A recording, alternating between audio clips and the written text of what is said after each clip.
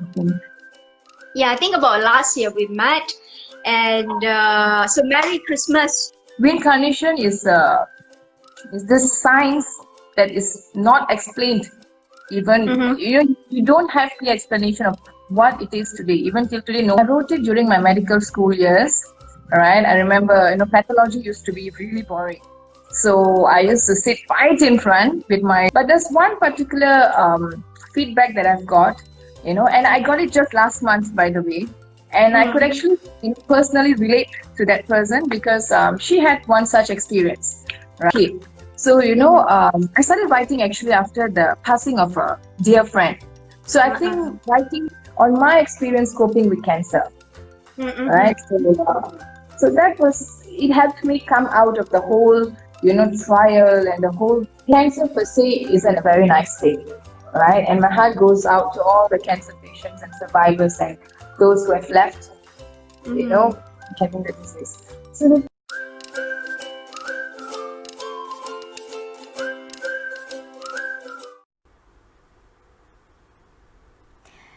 Hello, everybody.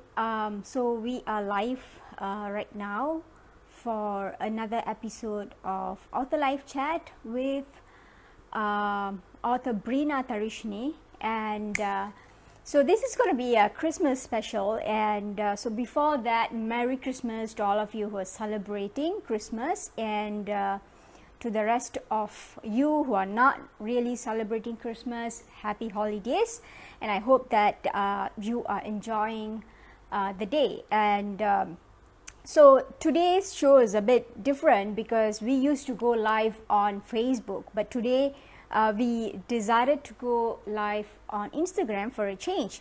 And we always go live 8 p.m. CST, but today we are going live 8 p.m. Malaysian time. So like I said, it's a very special episode because I am inviting my very own author friend. She's here. So she's my friend actually, and we got to know each other about a little over 2-3 years probably.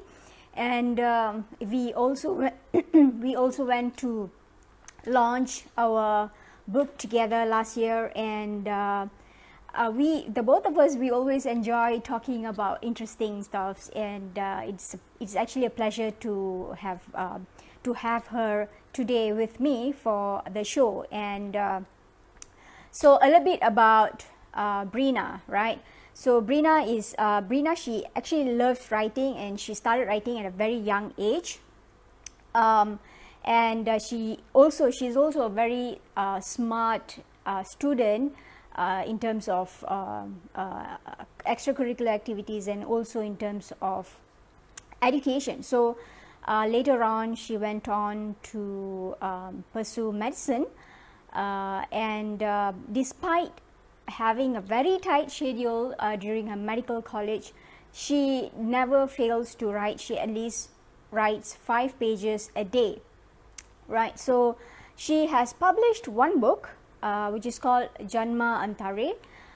It's about a woman's journey to retrieve a lost kingdom.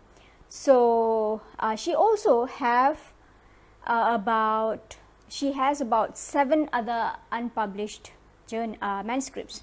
So I actually, those 7 manuscripts are really very interesting because I have spoken to her about the unpublished manuscript, and those were really interesting. So without further ado, I would like to invite her to the show today. So let me see.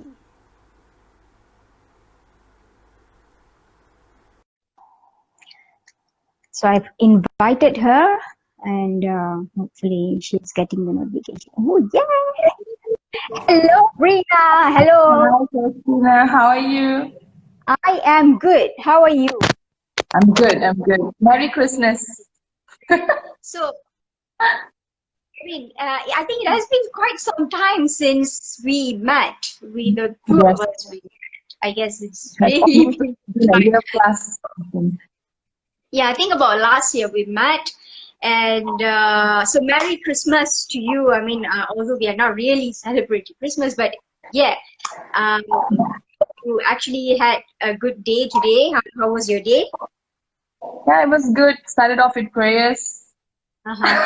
It Yeah, must it be was. really tiring because I remember you telling me that you were staying up last night, and yeah. Yes. So yes, and despite that, thank you for actually making time to join me Thank you for for inviting me. It's been an honor. because I've always wanted to talk about your books, and I know it's really fascinating. Um, Whether it's about defeating cancer or whether it is about your experience being at Dhaka Medical School and sexual harassments, and there are a lot of aspects that you actually covered in your book and in different books that you have read, that you have written, the manuscripts you have written. So we all know, I mean, you have published one book, right? So that one book is a fiction book, right? So Yes. maybe you want to tell us a little bit about that book, the fiction book first, which is called Janma Antare, and it is was published by Notion Press Yes. in India, right? So tell us about that.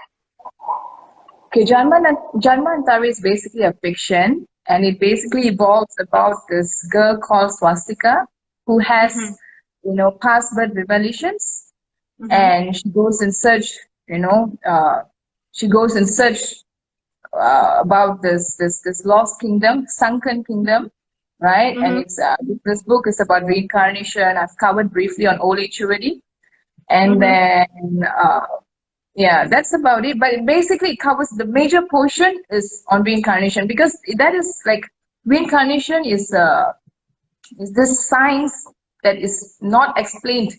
Even Mm-hmm. you don't have clear explanation of what it is today. Even till today, no one can actually explain Mm-hmm. about it. Which is why I did this in-depth research about it.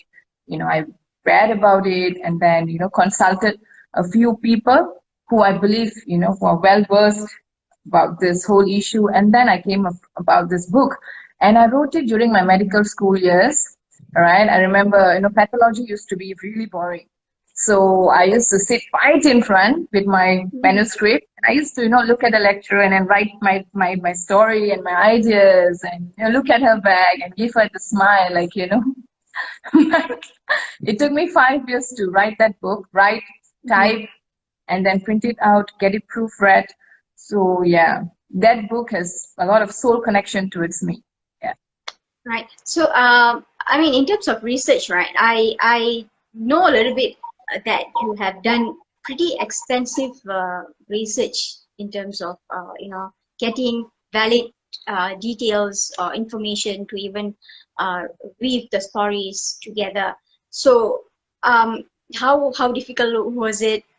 Maybe could you explain about that a little bit? You've got to read up a lot, because despite this book being a fiction, when you write a Mm-hmm. fiction, when you cover topics like this, reincarnation, rebirth, old age maturity, you have to get your facts right. Of Mm-hmm. course, the story might be a fiction, but the aspect you're writing about, the theme it's evolving about, is not fiction, right? Mm-hmm. So, which is, when you want your reader to get connected to the book, to the content of the book, to the content of what you're writing, which is why you've got to get your research done really, really right. So, I've spoken to a lot of people, like what I say, to a old age astrologer, and then few first-hand, people who experienced the whole experience firsthand, and then I've watched numerous movies. So yeah, Mm-hmm. and of course, being a writer, you have ideas flowing all the time, right? You just have to sit, you get a paper and a pencil, and you just scribble down your ideas, and yeah, you get a good storyline, to be Uh-huh. written into a book. Yeah, that's about it. So is it, I mean, is that the reason why it took like quite some time to Yes, actually get the whole thing, definitely. because Yes, of the intense research involved in the manuscript, right? yes, definitely. It was published by Notion Press, I think, in 2017. Yes, you're right. Right? Yeah. 2017. So what was the feedback like from your readers, and any memorable reviews that you've gotten so far? Because I think this particular story probably would interest the people from the Indian subcontinent, or probably those who are Indian Yeah. in general. Um, Yeah. but in general, what was the response like? Okay, I've got back a lot of positive feedbacks, like people who've enjoyed reading what I've written. But there's one particular feedback that I've got, and I got it just last month, by the way, and I could Mm-hmm. actually personally relate to that person because she had one such experience, right? Mm-hmm. So when she actually went through this whole thing, she believed that she had some past birth regression, to which she Mm-hmm. actually got back to me, I think last month, asking me, I've, went through this, so do you think this is this, is it rebirth, is it incarnation, that kind of thing. Mm-hmm. So I was just quite happy that, she said she felt, spiritually connected to the book. Mm-hmm. So that was one overwhelming response that I've got. Mm-hmm. So yeah, besides all the other positive feedbacks that I've gotten, this meant a little more to me. Because Yes. of the significance of the book, the impact of it Yes. towards that one particular reader who can really, Yes. really relate to it, right? So, um, I mean, are they from India mostly, or She's from Malaysia and she's based in Kuala Lumpur. So she's a young girl. I think she's about 25, 26. uh-huh. So yeah, so when she got back to me about this, when she explained and when she actually, she just felt very connected spiritually, like what I said. So that meant a lot to me, Mm-hmm. to know that, yeah. And so So, what about your Indian readers? I mean, like from India, what kind of I'm response? not, I'm not sure because I think I've gotten two Uh-huh. reviews from readers from India, but they just said that the whole, because you rarely get books in the market on fiction reincarnation. I mean, who writes on reincarnation? So the fact that they read it, they got back to me. They said it was a good read.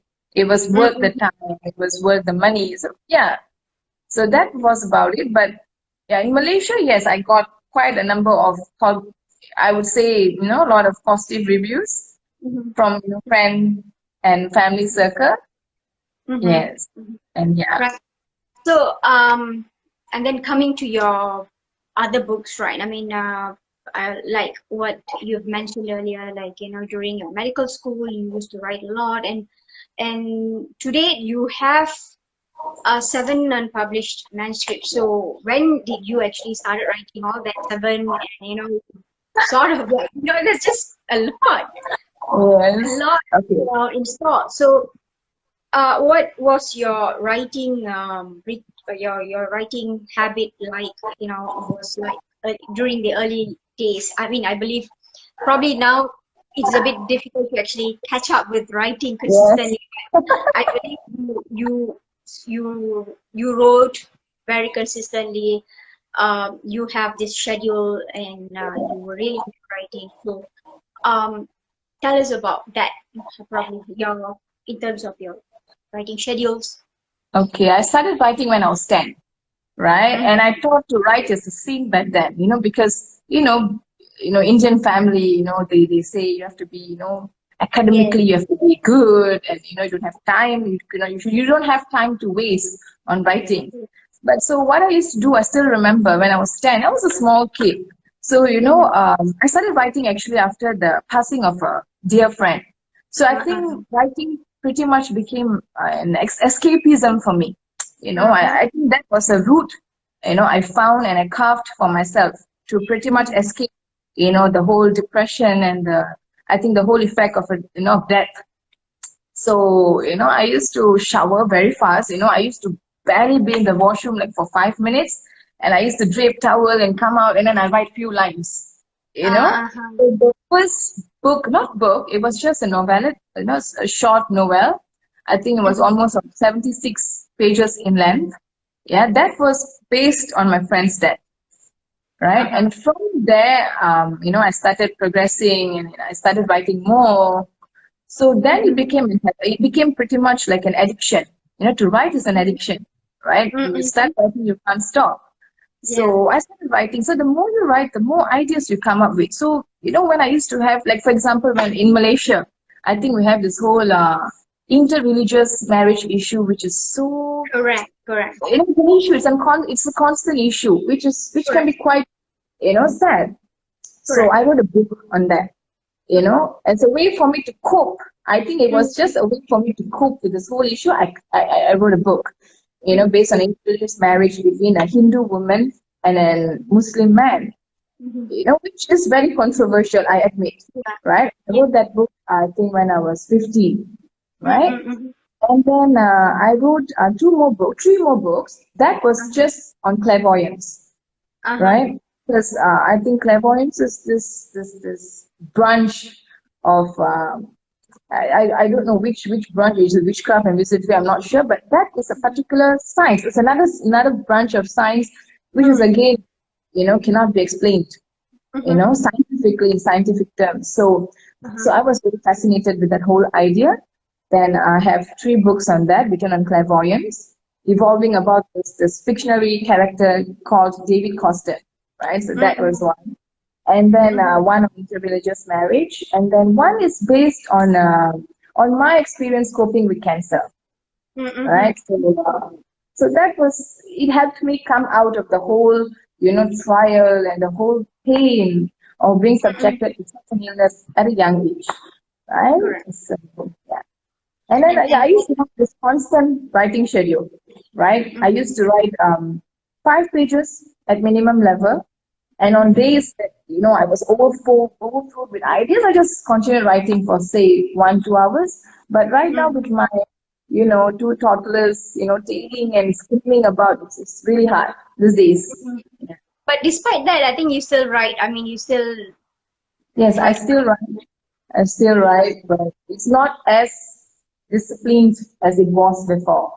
Yeah. Because of, but I think bits and pieces that you write one day, it's just maybe it will get accumulated, and the draft is just there, and you just polish things up, right? I think yours to that, because I think we have a lot of things in the mind chatters and things like that, and you just have to write it down, and once you do that, then it just gets snowballing, just one after another, right? So in terms of I think you were pretty young when you wrote about the book on interracial marriage, right? So I think until today, I'm still kind of like very curious to get to know, like, what are the teachings by different religion, and is it really forbidden, and what has to be done, and things like that. So were you able to discover facts about that when you were writing that particular book? Okay, the thing is, I believe in one concept, right? I think there's this saying goes by, such as all rivers lead to one sea, all religions lead to one God, right? Till date, I follow by that principle, right? But it's just that when I encounter such news, where 2 people of different religious background are prohibited or are not allowed to marry, that is sad, because, love is something that happens, you don't fall in love knowing about someone's religion or race. It happens, right? So it's a sad scenario. I mean, I'm not particularly, going about this whole controversy, because it's a very controversial issue. I mean, let's face it, you right? So which is why, like I told before, it became a sort of, writing is a form of venting, right? For you to vent out, your deepest anger, your deepest dissatisfaction, your deepest anger. So it just became a route for me to write, and to make it as fictional as possible. Something that will never materialize, perhaps. In the current world, with current people's thinking. I'm not sure if it will change. I'm not sure, but of course, we hope for a better tomorrow for the next generation. Let's love and love and lessons. Yeah. I mean, always, because I think, when it comes to this particular topic, I have always been wondering what's true, what's not, and why you see some couples who can actually um, both religions, like the Mm. teachings from both religions to the kids, and whereas in another part of the countries, even when you take Middle East, it's just different from one country to another country, and their practices are pretty different. So not just that, I think every religion has its own sort of disparities when it comes to the beliefs and what people choose to believe. And I think a small section or proportion of that society will believe one thing, and the other will say different things. So I think we all have our fair share of issues, and Yes, trying definitely. trying to find out like what is real and what is not can be a daunting process. And I think in that process, I think a lot of people are being victimized, unfortunately, Yes, especially if they choose to exactly.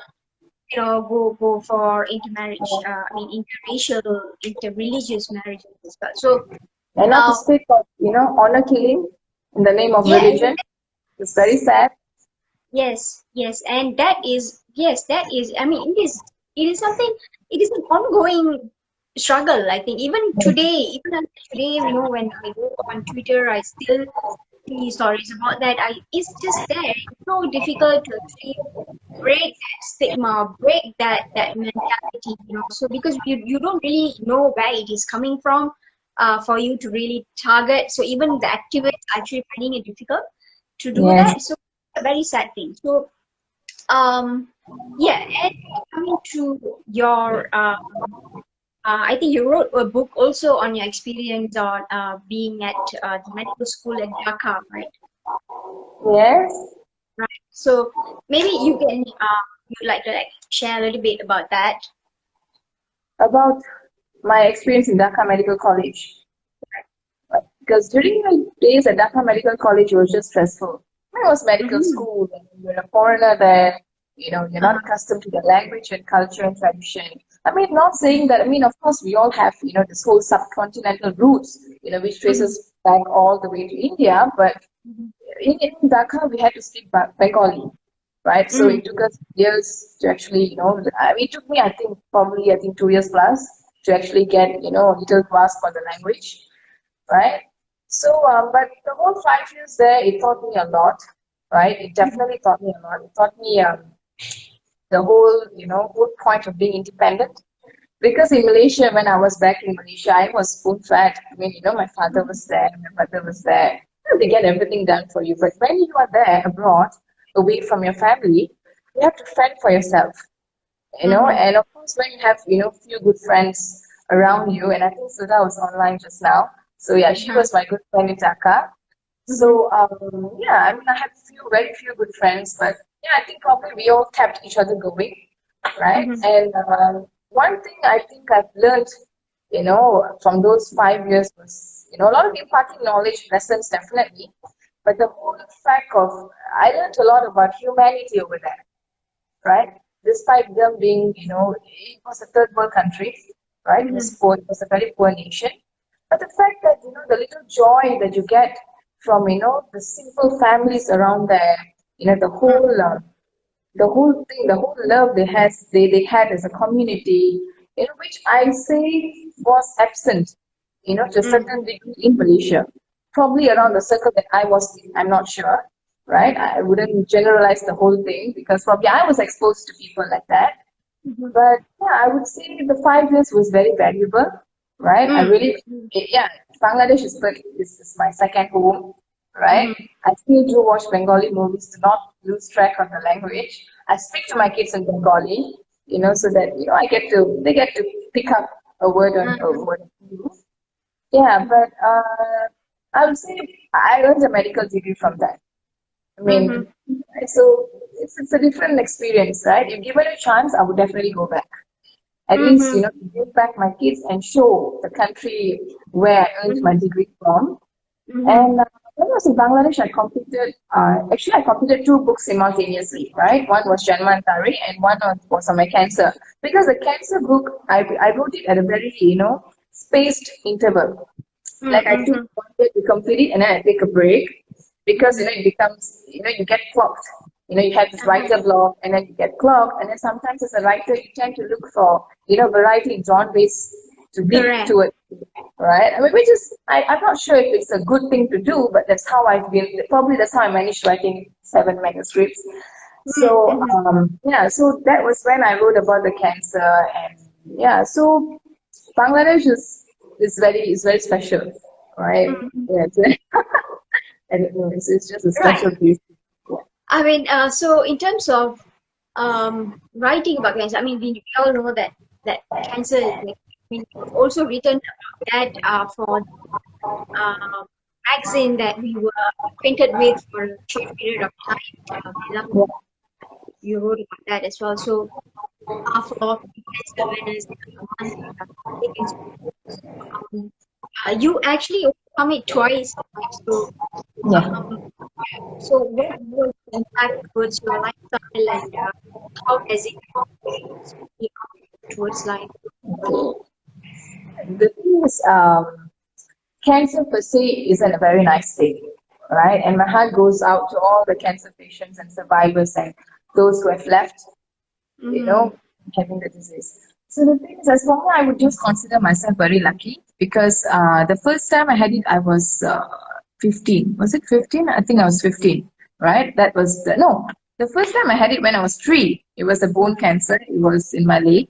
It was localized to my leg, and I had to go through some surgery and all that. So that was it doesn't leave much impression onto me because I was a kid. I was Yeah, 3, right? Yes, I was a kid. But of course, each time I see my scar, the operation scar on my leg, I do think, wow, I survived, that ordeal, right? And then when I was 15 to 17, I had my second brush with cancer, I'd say. As for that time I was a grown up. I mean, I'm a grown up girl. I knew what was going on. So, that time it wasn't easy because, that time I saw my world crashing down in front of me. I saw my parents breaking down. It was shattered. We were shattered to a great extent, I would say. But I think that was this whole time where I evolved spiritually, because I think, I had this whole mindset, a lot of, weird things going on. And then, I decided, to actually, this is sought for God. Not just go read about, holy verses and, the Gita and this and that. Then I changed my diet, right? From a non-vegetarian, I became a vegetarian. And then I'd say I thank God for that because it opened up my eyes to a lot of experience, to a lot of life learning experience, right? Yeah. I, then ever since that, I think, and then I had an operation when I was 21. Was it 21? I think I had an operation to remove that lump, in that affected body, that affected part, right? So ever since then, I'm okay. I'm fine. Of course, I do go for regular health checkups to make sure I'm fine, right? But overall, I would say I was just very lucky. Not everyone is lucky, right? I was lucky to have a supportive family back then, right? I was lucky that I had God beside me. I had the strength. I had the strength. I would say I was strong-willed because of God, right? And right now I'm happy because, my husband is supportive, right? My kids keep me going. So yeah, life continues. Yeah. Right. I think what you went for the surgery during your medical school. Medical school, yes. Third year medical school. So that should have been very chaotic. And was it done in Malaysia, or was it Yeah, back it was done in Malaysia. The thing is, I was missing from medical school for 3 months, which is why I was a bit on the, red mark. Of course, I couldn't go on explaining to all my teachers that, I was missing for 3 months because of my operation, But yeah, after 3 months, I went back, and then I had a supply for an exam because of low attendance. And it was pathology, by the way. Remember, I told you I wrote scripts in pathology lectures. So yeah, I deserved a supply. I don't regret it. Yeah. So yeah, and then I finished my 5-year medical degree within 5 years, which I would say again a blessing. So yeah, that's about it. Right. So in terms of your your 7 manuscripts ready, but I'm sure that you're still writing. And what are the things that you're writing at the moment? Any projects you are involved in, especially pertaining to writing, and what are your aspirations? Okay, right now, I'll be very honest. I don't follow my schedule as it was before, because right now I barely find time for me time, right, with kids now and all. But I am looking forward, because the thing is actually, I do write small articles, of 3,000 to 5,000 words, just for fun, those small little ideas that you brainstorm once in a while. So I just pen it down, I write short articles and keep it.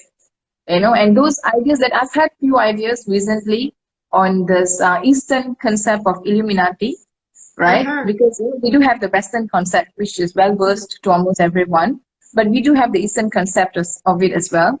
So I'm done at perhaps the first 3 chapters, and then I'm just looking forward. I'm looking for proper ideas and inspirations to be put down to get the proper storyline. So I think that would have to wait. Not the time being. And probably that will take another 2 years. Yeah. Yeah, but I think definitely when it comes to writing, it is a calling, because there is a reason why it is getting delayed, I guess, because like I've shared with you, when I was planning to actually put together a non-fiction book, and then it was I sort of had the outlines and everything, but after some time, the whole concept of what I believed in, or what my overview, I mean, my outlook of a particular topic has changed, and I thought, oh my God, if I had written that book, it would have not made sense at all. I mean, like, maybe not sense, but I think it wouldn't be relevant, or probably, would have looked very disconnected to who I am. Definitely.